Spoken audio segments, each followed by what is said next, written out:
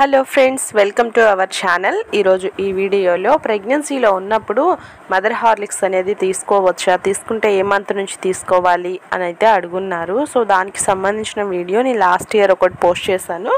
So ఇప్పుడు తెలియని వాళ్ళకు కూడా తెలుస్తుంది అన్నట్లుగా ఈ వీడియో అయితే షేర్ చేస్తున్నానండి. సో ప్రెగ్నెన్సీలో ఉన్నప్పుడు మదర్ హార్లిక్స్ అనేది కంపల్సరీగా తీసుకోవాలా అంటే తీసుకోవాలి అని రూల్ అయితే ఏమీ లేదు, జస్ట్ మీ ఇష్టము. అంతేకాకుండా ప్రెగ్నెన్సీలో ఎవరైతే ప్రెగ్నెన్సీ వీక్గా ఉంటుందో అండ్ పాలు తీసుకోవాలి అని అనుకున్నప్పుడు కొంతమందికి పాలు అస్సలు పడవు, వాటి స్మెల్ కూడా పడదు.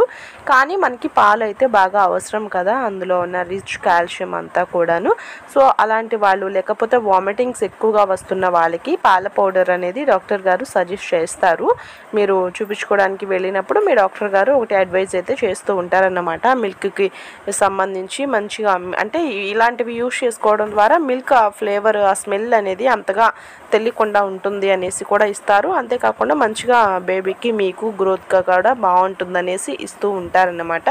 సో వాటిని యూజ్ చేస్తూ ఉన్నప్పుడు ఈ మదర్ హార్లిక్స్ కరెక్ట్గా వాడాలి అని అయితే ఏమీ లేదండి. అలా కాకుండా మీరు అలా ఏం నాకు సజెస్ట్ చేయలేదు, జస్ట్ నేను మదర్ హార్లిక్స్ కూడా యూజ్ చేద్దాము అని అనుకున్నప్పుడు మీ డాక్టర్కి అయితే కంపల్సరీగా ఒక మాట అయితే చెప్పండి, మరి నేను ఇలా యూజ్ చేయాలి అనుకుంటున్నాను, చేయొచ్చా అండి అనేసి.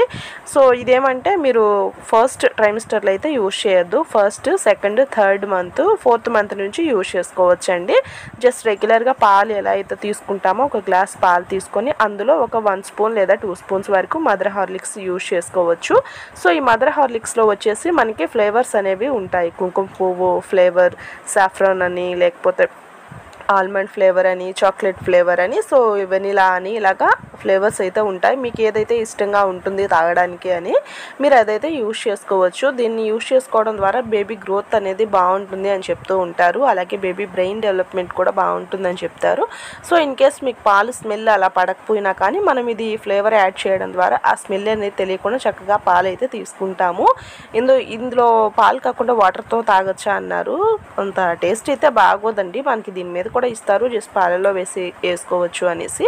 అదే కాకుండా మీకు ముందుగా మీ మేడం మీకు ఇచ్చినట్లయితే పాలలో వేసుకొని దీన్ని తాగండి అని ఏదన్నా హెల్తీ డ్రింక్ పౌడర్ని ఇచ్చినట్లయితే దీన్ని యూజ్ చేయాల్సిన పని అయితే లేదు. ఇన్ కేస్ మీరు యూజ్ చేయాలన్నా ఒకసారి మీ డాక్టర్ని అయితే కనుక్కోండి. రెండు అయితే యూజ్ చేయొద్దు, ఎందుకంటే కొంచెం హీట్ చేసే గుణాలు కూడా ఉంటాయి సేఫ్రాన్ ఫ్లేవర్ అలాంటివి వాడినప్పుడు. సో అందుకనేసి ఒకసారి డాక్టర్ని కనుక్కొని మీరు యూజ్ చేసుకోవచ్చు. ఫస్ట్ ట్రైమిస్టర్లో అయితే వద్దు, సెకండ్ ట్రైమిస్టర్ నుంచి యూజ్ చేసుకోవచ్చు. మార్నింగ్ ఈవినింగ్ 2 పూట్ల తీసుకోవచ్చు అండి, ప్రాబ్లం ఏమీ ఉండదు.